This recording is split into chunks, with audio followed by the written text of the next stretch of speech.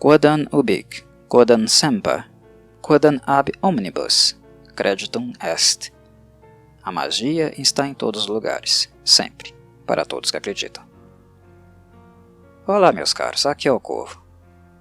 Suspiria, o filme mais experimental do saudoso Dario Argento, que une bruxaria, dark fantasy e balé. Acreditem ou não, tudo isso está aqui e convivendo muitíssimo bem, obrigado. Visualmente, Suspiria foi sem dúvida o filme mais atrativo, charmoso e elegante de Argento. Na verdade, eu vou além.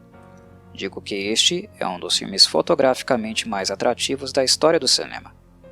Para muitos, é algo inconcebível o gênero horror evocar qualquer tipo de beleza, mas tal pensamento logo muda quando assistem a Suspiria pela primeira vez. A obra consegue ser bela em cada segundo, aspecto e detalhe que vocês possam imaginar. É como imergir realmente em um mundo fantástico, mas de aura densa, exótica e excêntrica, característica da própria personalidade do diretor italiano. E no meu modo de ver, parte do refino, vivacidade, do calor e estímulo dos nossos sentidos se deve também em virtude da participação de Daria Nicolodi, atriz e, naquela época, namorada de Argento. Ela participou da escrita do roteiro também. Na ambientação de Suspiria, notamos de maneira muito transparente um híbrido entre o temperamento fechado e tempestivo de Argento e a aura sempre radiante, esteticamente calorosa e viva de Nicolodi, que, por sinal, teria atuado no filme também caso não tivesse sofrido uma lesão na época, o que a impediu de fazê-lo. Dito isso, ela chegou a aparecer como figurante nos momentos iniciais e também foi responsável por dublar a voz da antagonista Helena Marcos.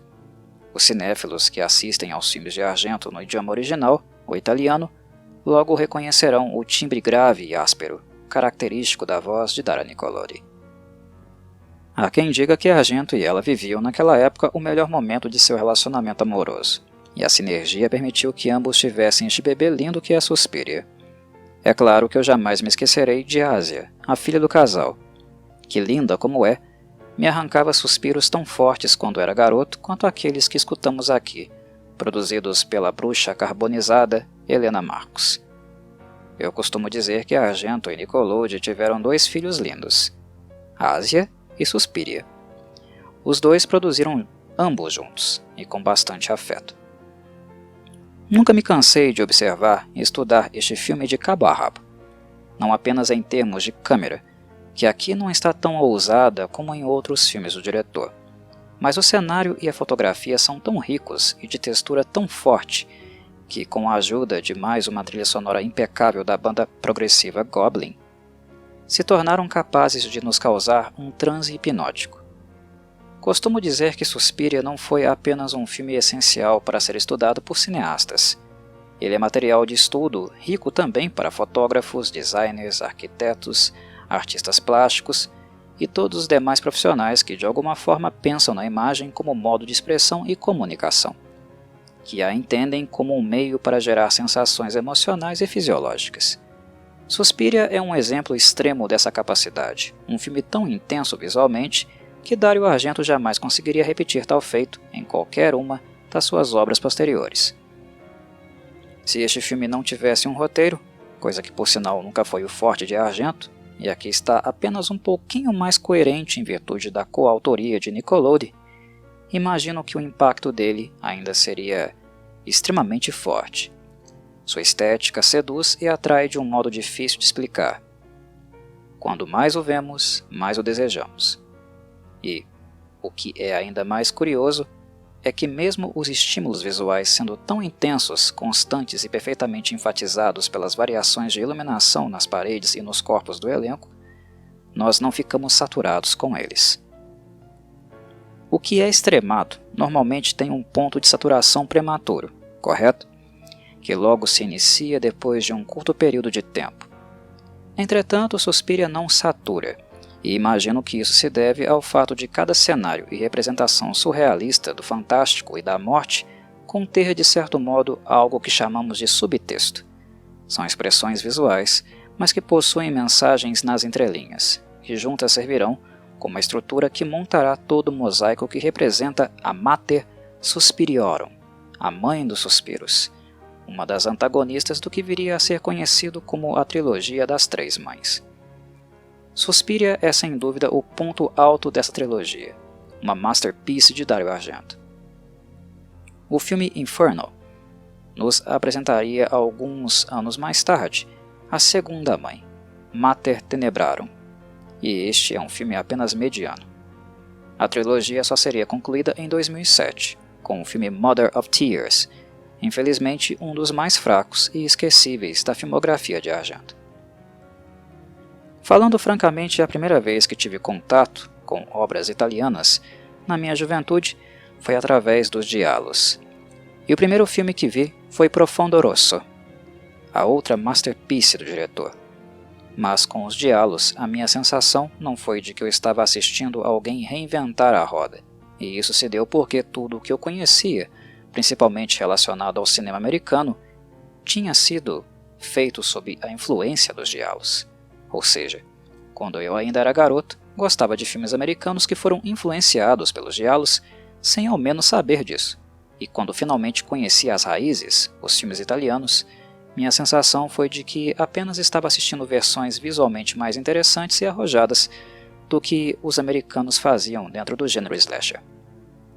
Profondo Rosso continua sendo o meu giallo favorito, e pessoalmente eu não consigo me decidir qual é o melhor filme de Dario Argento, se é ele ou Suspiria, e prefiro não ter que tomar tal decisão. Dito isso, é impossível negar que na primeira vez que assisti Suspiria foi quando eu realmente tive a sensação de estar entrando em contato com um tipo de cinema que eu sequer fazia ideia que era possível ou que existia.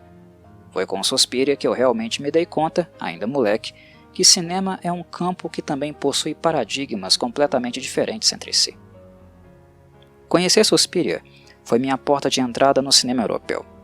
Assisti-lo foi como começar a aprender um terceiro idioma, falar uma língua, no caso de cinema, que até então eu não conseguia. E para filmes como este, certamente é necessário que compreendamos tal dialeto, falemos na língua dele, para realmente ter uma experiência mais completa e satisfatória.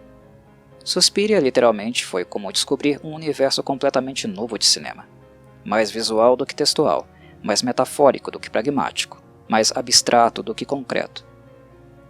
O filme é a representação hipotética do que Salvador Dalí provavelmente teria feito com uma câmera em mãos. Expressionismo e surrealismo são a tônica deste filme, e ele, sem dúvida, representa o pico criativo da carreira de Dario Argento. É muito interessante como o conceito preenche cada aspecto da obra e é constantemente reafirmado a cada corte de cena. A parceria entre a banda Goblin e a Argento está mais extasiante do que nunca. E para este filme, o diretor se tornou efetivamente um membro temporário da banda, participando ativamente do processo de composição e orientando os musicistas naquilo que ele desejava. O nível de detalhe e assertividade aqui é algo sem precedentes. É como se Suspiria fosse respirado 24 horas por dia pelos envolvidos. A edição é muitíssimo cuidadosa para explorar ao máximo as composições musicais da Goblin, inserindo-as em trechos estratégicos para criar toda a aura fantástica e ao mesmo tempo macabra de Suspiria. Seja na floresta escura, nas ruas da metrópole ou nos cômodos suntuosos da escola de balé, Claudio Simonetti, Massimo Moranti, Fabio Pignatelli e Agostino Marangolo criaram uma trilha sonora tão excêntrica e distinta que é quase impossível encaixá-la perfeitamente dentro de um gênero musical.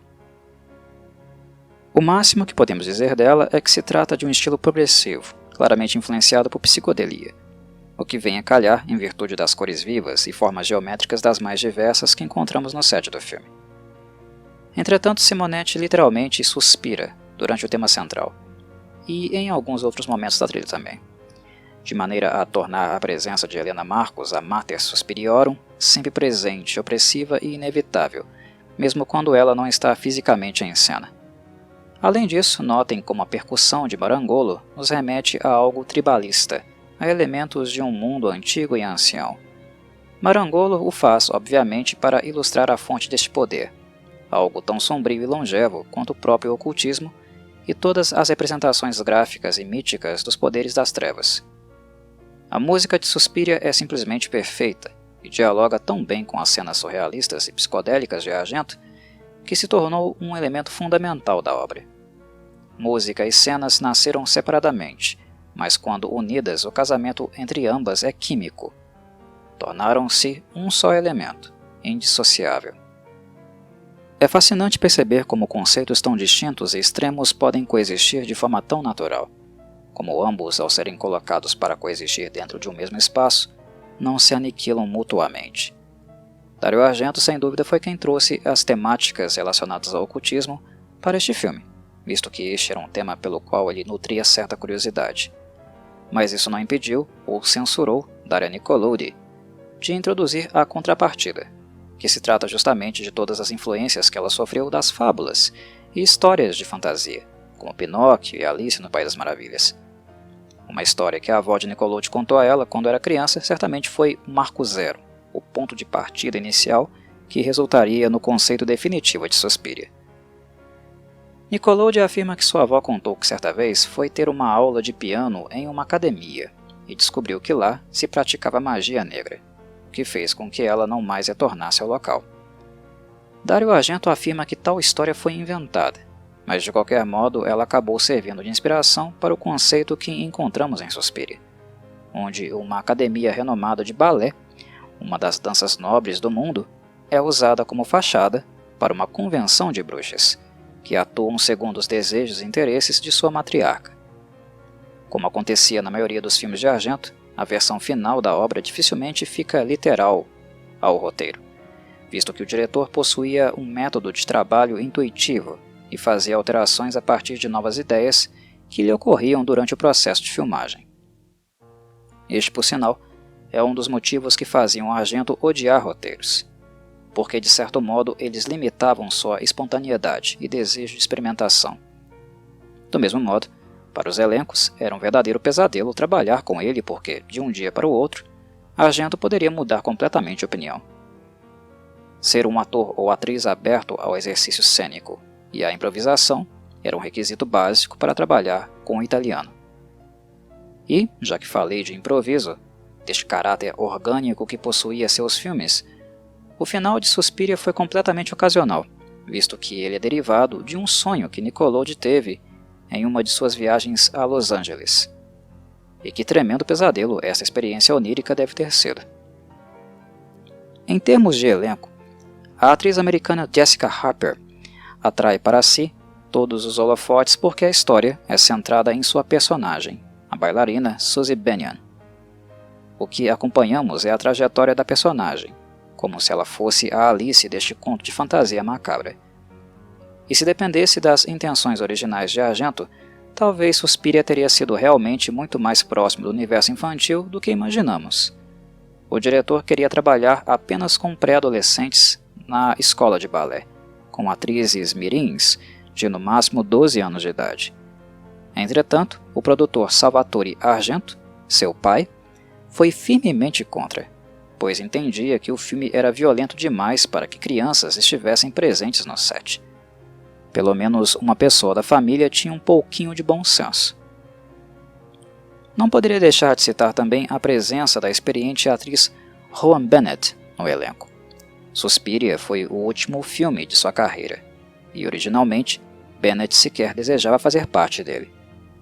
Porém, David Wilde, seu marido, era fã incondicional de um dos diálogos de Dario Argento, o excelente The Bird with the Crystal Plumage. Ele praticamente implorou para a esposa aceitar o papel, mesmo que ela, por sua vez, detestasse filmes violentos. Embora a atriz apareça em momentos pontuais do filme, isso foi suficiente para que ela fosse lembrada e indicada ao Saturn Awards de 78, na categoria de melhor atriz coadjuvante. Os cinéfilos que assistiram a muitos filmes B não deixarão de notar que Udo Kier, rosto conhecido deste nicho, fez uma pequena pontinha aqui também. Ele está bastante jovem, mas seu rosto é perfeitamente reconhecível.